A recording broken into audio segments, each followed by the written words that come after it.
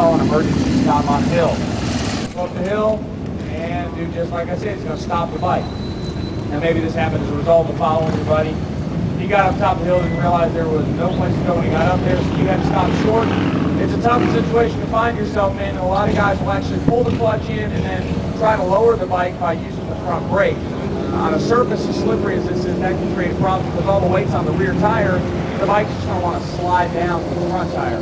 Just like that. Yeah, you get a little demo there. So what Bill's done is simply hit the rear brake, didn't pull the clutch in, didn't pull the front brake, stomped the rear brake.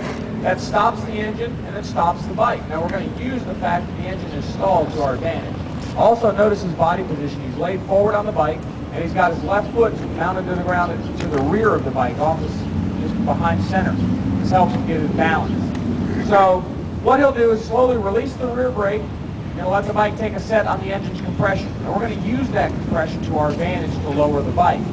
He checks the hill behind him to make sure he's got a good place to go, and then he's going to gradually start pulling the clutch in. And as he pulls the clutch, he keeps moving that left foot back. And as the engine's compression grabs, it'll probably slide a little bit depending on how loose the surface is that you're on.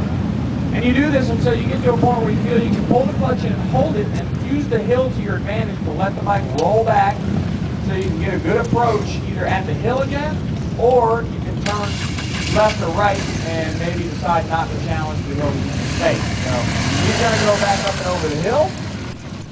That is the technique that we would teach you called an emergency stop on a hill.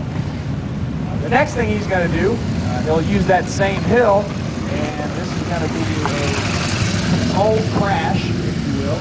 Going to ride up the face of the hill, and he's just going to throw the bike down on its side. And again, this might be, maybe you tried to do the emergency stop, didn't work out too well for you, threw the bike down, okay? So, yeah, kind of bad news. And it can be a little bit intimidating to have a bike this size laying on its side on a steep hill.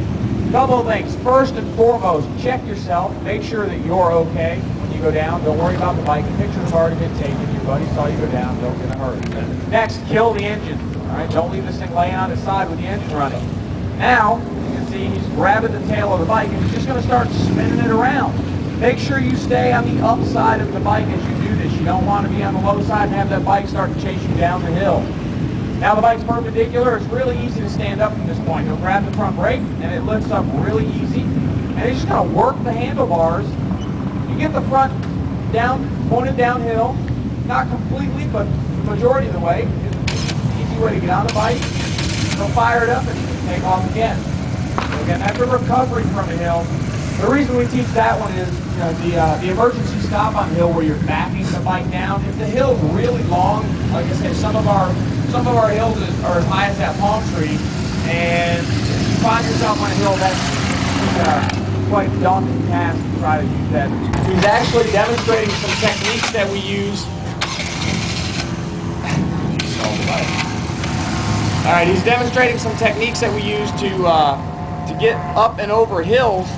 Notice when he rides up the hills and down hills, it's not flashy and spinning the tires and flying up over the hill. We ride in what we call a smooth, controlled manner because when you're out doing an adventure ride, you may not necessarily know what's on the other side of the hill. So his body position as he's coming down the hill, a little bit rocked back, kind of in a dynamic squatted position. Always standing when you're off-roading. It allows the bike to move underneath of you. And he's using the front brake to control his speed as he descends the hill. When he accelerates up the hill, a little squeeze of the gas and then clutch in just as he tops the hill to help keep him from lofting the bike or lofting that front tire up and over the hill. So it's a nice smooth controlled descent. And he also leans into the bike a little bit with his chest as he starts to climb the hill.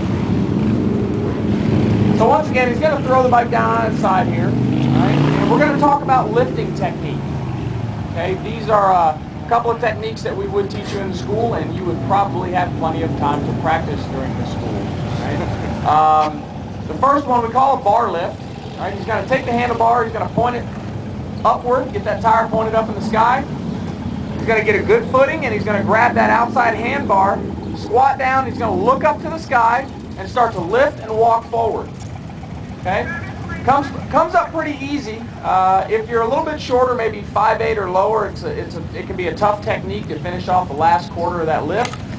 So there's another technique that you can use that works really well, and I have yet to see somebody that can't do this one. This is a pretty good technique. He's not sitting on the bike. He's kind of sitting into the seat rather than sitting on it. All right, he's going to grab the hand guard with his handlebar with his right hand. Leave the handlebar pointed down. Grab something solid with the left hand. Look up and just start walking back into the bike. Real easy to do. A concern when lifting the bike backwards sometime, especially in your angst and burst of energy to get the bike up, is that you might flip the bike the other way. If that happens, let it go.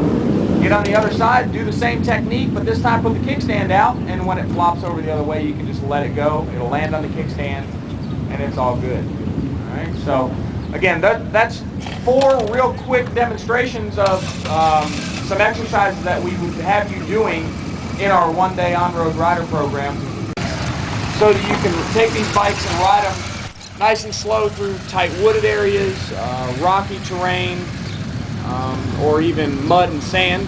Bill and I had an interesting adventure last night out the Ocala trails out there. We did several miles of sugar sand on these GSs last night, about a total of about 25 miles of sugar sand on these, and we put every technique we had to work out there last night, to say the least. So right there you see Bill doing some full lock circles. All right, and next he's going to play with the traction control. New for these bikes this year is the traction control, ASC. He's going to rev it up, dump the clutch, and you can hear that thing just spitting and sputtering.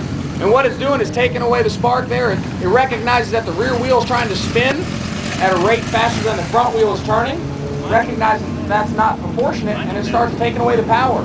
It's a great safety feature for on-road. Maybe you're coming out of a corner, some sand or something slick on the road, and you rolled into the throttle. Rather than lighten that rear tire up, it's going to make sure that you don't spin the tire and low side the bike. So it's a really cool feature. It's got a couple of different settings in there.